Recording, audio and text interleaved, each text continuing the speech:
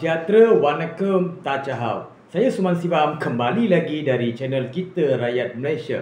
Hari ini saya kembali dengan isu warga asing parti UNHCR.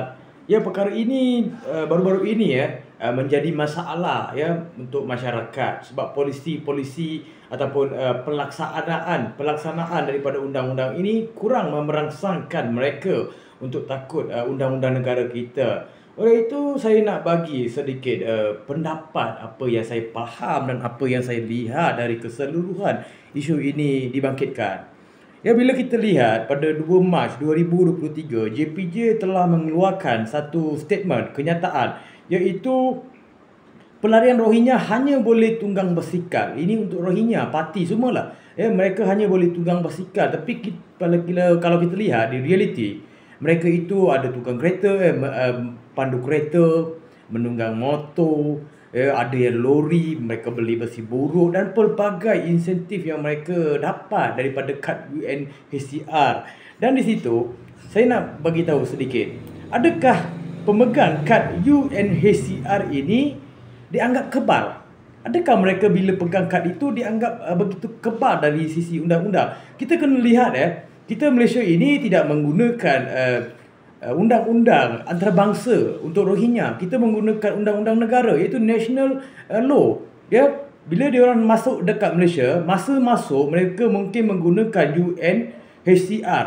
Tapi selepas mereka dah masuk, mereka kena ikuti undang-undang nasional. National law itu undang-undang negara Malaysia. Terkandunglah dalam UNHCR sekali. Dan kita juga perlu faham, kad UNHCR ini tidak diiktiraf dekat Malaysia sama sekali. Sebab benda pelarian-pelarian ini, maklumat mereka ini masuk dalam IRIS, iaitu sistem pengesahan maklumat pelarian IRIS. Mereka tidak masuk dalam undang-undang Malaysia.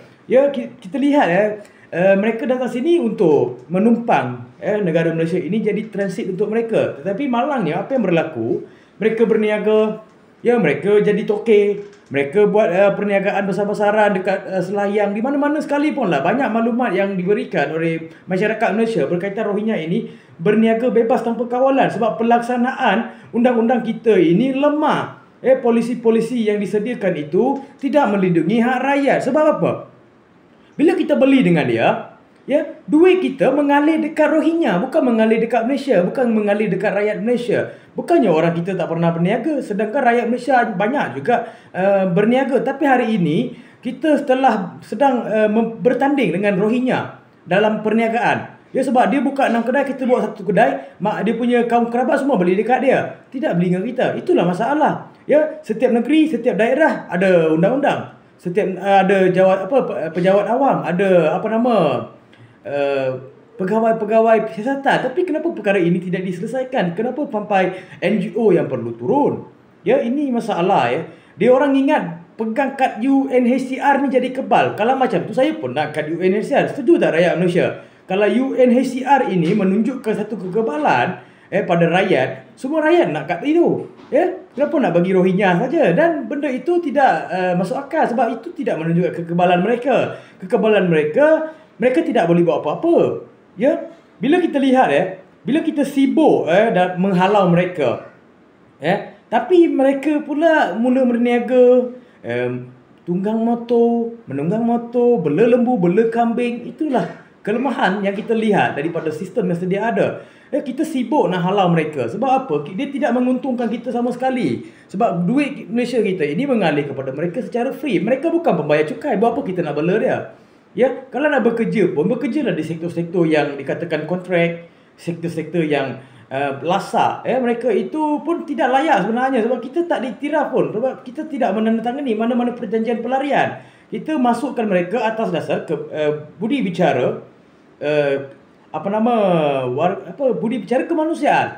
Bila kad UNHCR mereka itu anggap mereka itu kebal. Apa yang kebal? Apa yang kamu kebal daripada kad warga negara Malaysia, IC Malaysia? Daripada IC saya kamu lagi kebal ke dekat Malaysia ini? Tidak logik kan?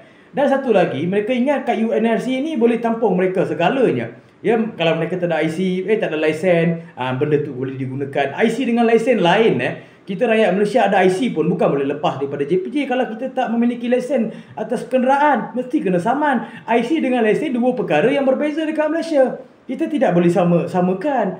Ya, itu juga kad UNRC. Kad UNRC itu apa tujuan dia?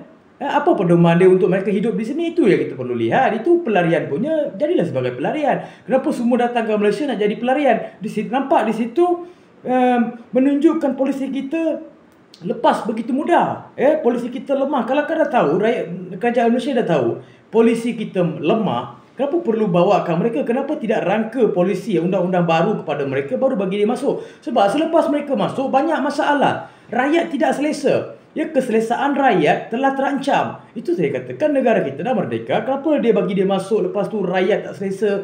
Kami rakyat undi kerajaan. Kami rakyat membayar cukai. Kami perlukan keselesaan yang penuh di negara Malaysia. Bukan warga asing, bukan Rohingya, bukan parti.